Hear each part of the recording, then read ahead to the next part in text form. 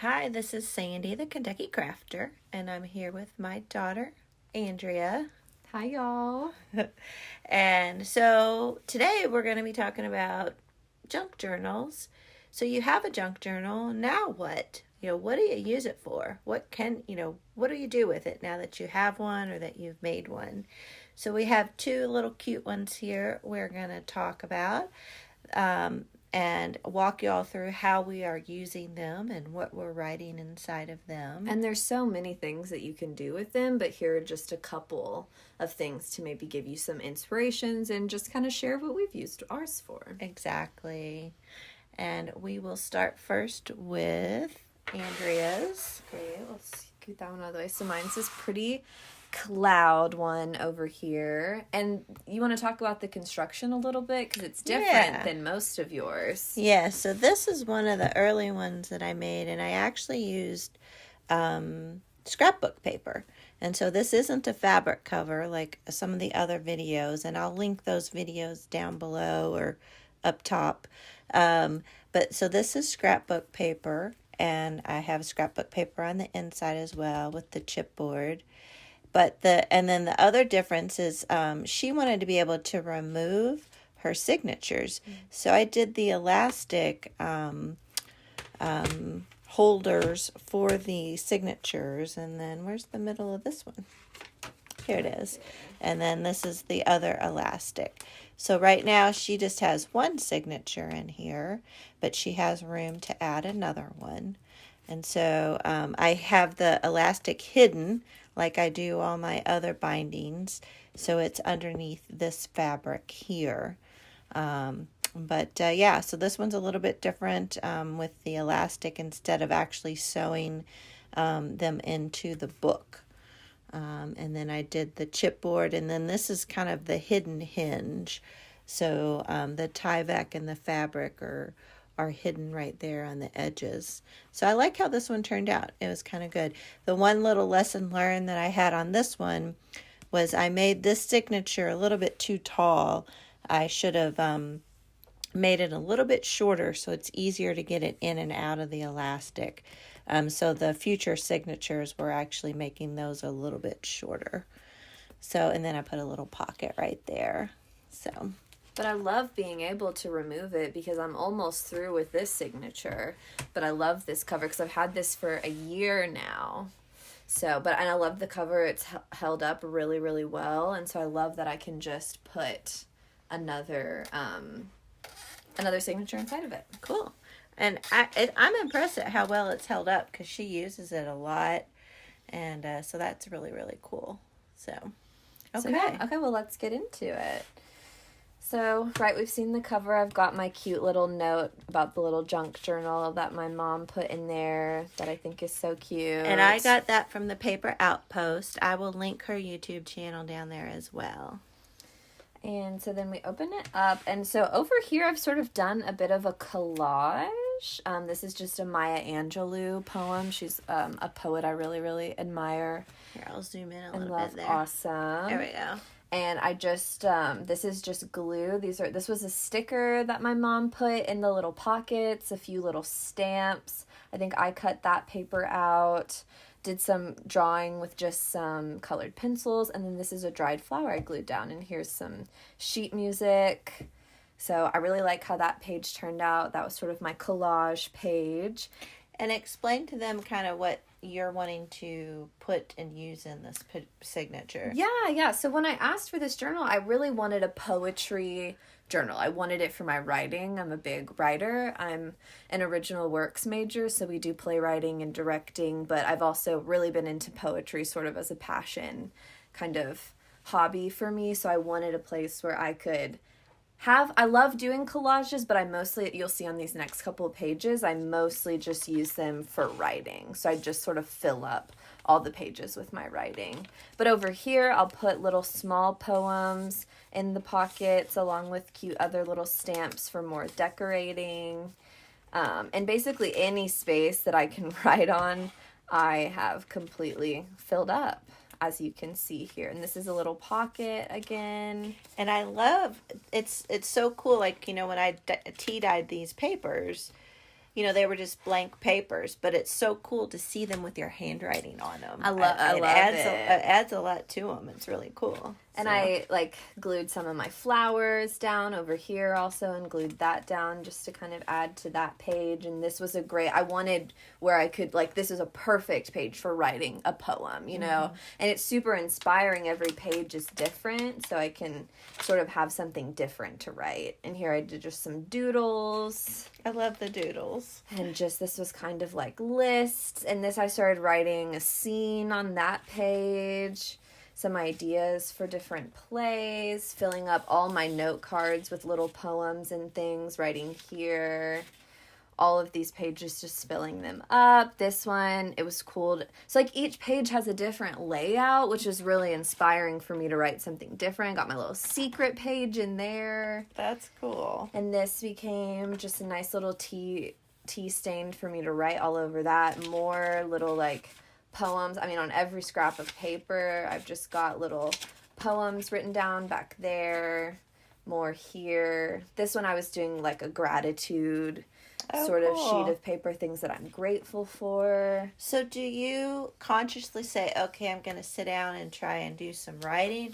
Or does it happen you just kind of get inspired and then you grab your book and then start writing? It definitely depends on what I'm looking for in my writing. There are moments with my poems where I get really inspired and they just sort of come out all at once, and that's where I write them down. Other times, if I just want to journal because there's something going on that I'm trying to sort of wrap my head around or something I want to remember, I'll get in there. This one's cool. I could write underneath it.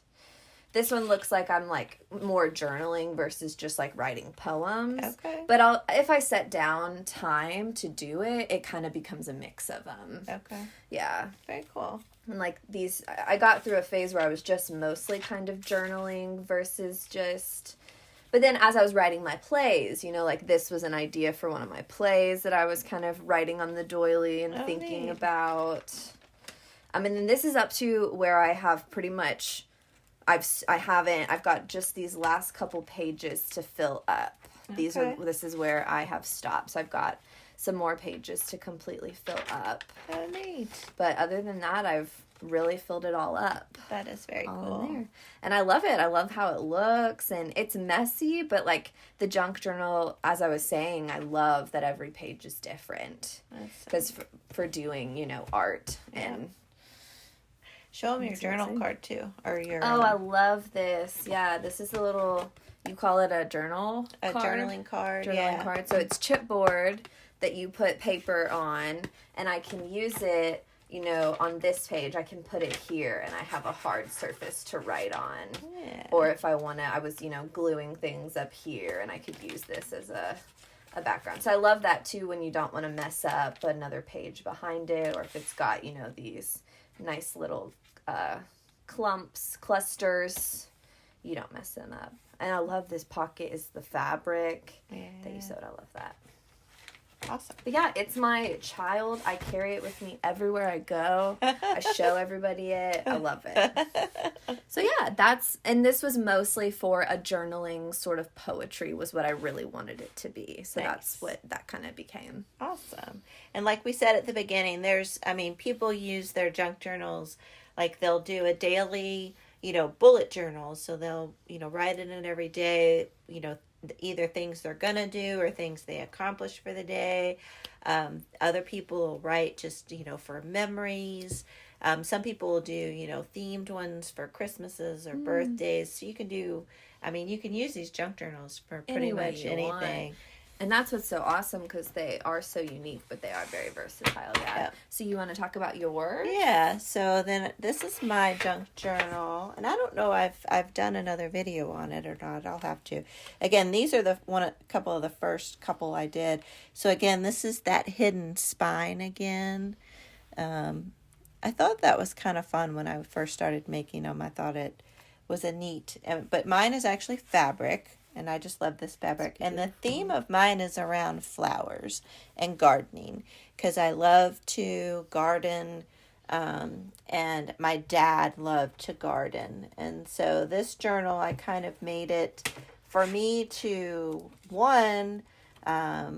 put memories in around things that I remember about my dad. So like here, I just kind of put a little thing in here about my dad, and he loved orchids and grew orchids in his greenhouse and was very, very proud of them.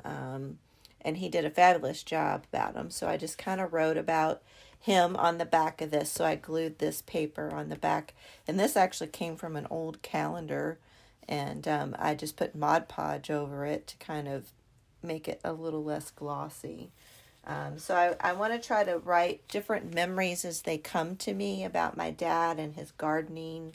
And then I also am going to, I've done some, let's see, find another page. Like here, I did, this is one of those envelope pages. And I am adding photos of different flowers that I've grown at my house. And then just kind of write a little bit of memories and what kind of flowers they are. And then here's just some, I try to find some really pretty pictures of things that I really like this fountain. I think that's from down in Savannah, Georgia. I think where that's from. And just love that. Let's see, another journaling. So here, daylilies. So I just had this memory about at my grandparents' house about daylilies in their backyard and about my dad growing daylilies. So I'm just trying to capture the different memories. And then I'm also capturing, so I got these flowers from my two daughters for Mother's Day. And so I took a picture of them and printed it out. I have one of those little tiny printers. And then I kept the little card that came, the delivery. That's so cute. And the little card that came with it. And so I have that in here. And then this is just another little cutout of a flower, and put that in there. So yeah, so that's kind of my intention, is to continue to journal. I don't know if I have any other pages. So I think, oh no, here's another one. Oh, so this actually, not necessarily about flowers, but I added this old school page from Andrea, my daughter. And so I just wanted to kind of put in here why it's in here and the significance of it, and how I'm wanting to try to use up some of their old papers in the junk journal, because I have these boxes and boxes of their things, and instead of them just sitting in boxes or just throwing them away, I thought it would be fun to include some of them in the journal. And then like here's a tag, this petunia flower that I grew, and so I thought that would be pretty to add it onto a tag. And then I'm going to journal on the back. So yeah, so that's kind of what, here's a few sampling of some of the pages that I've journaled so far, and then I'll keep adding to it throughout the years. So yeah, so just wanted to give you all a couple ideas about, now you have a junk journal. Now what? What do you use it for? Yeah. And I'd love to know what other people yes. use theirs for. Yes, yeah. Please comment below if you have a junk journal or junk journals. What do you write in yours? What do you use them for? We'd love to hear other people's ideas. So thank you for joining us, and please like this video if you enjoyed it. We would appreciate it. And if you haven't subscribed, we'd love for you to subscribe to the channel. Thanks so much. Bye, everyone.